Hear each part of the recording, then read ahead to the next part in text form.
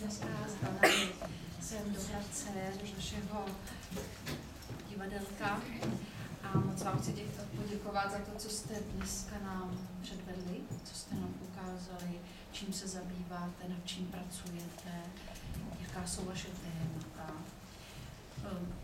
Já bych byla třeba ráda, kdyby to nemuselo být soutěžní a kdybychom teď nemuseli říkat, že jsme museli někoho někam posílat, protože si myslím, že všechno, co jsme dneska viděli, tak si opravdu zaslouží jednak, abychom tomu zatleskali, ale hlavně, abychom si o tom povídali.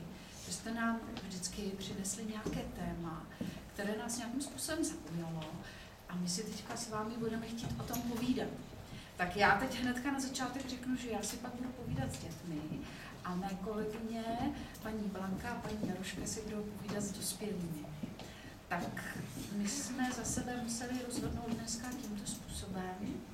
My jsme některé ze souborů z okresního kola měli poslat do kola krajského, takže já dám slovo na Děnce Gregarové a ona vám řekne, koho do krajského kola vysíláme, ale pak budeme hlavně si povídat o tom, co jsme viděli a chváli a radi.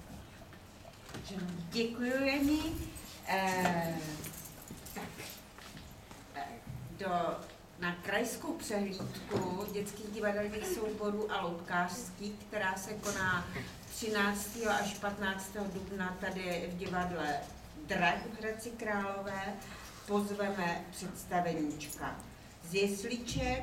Tatínku, ta se ti povedla. To bylo první ranní představení.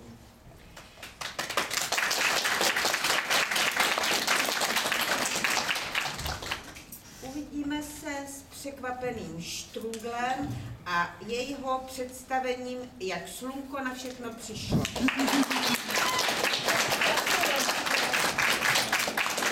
Divadle Drak si zahrají Rozcuchaní vrabci. Představení Buntera Tanavrata. A pozveme představení Šťastný princ z základní školy Trase.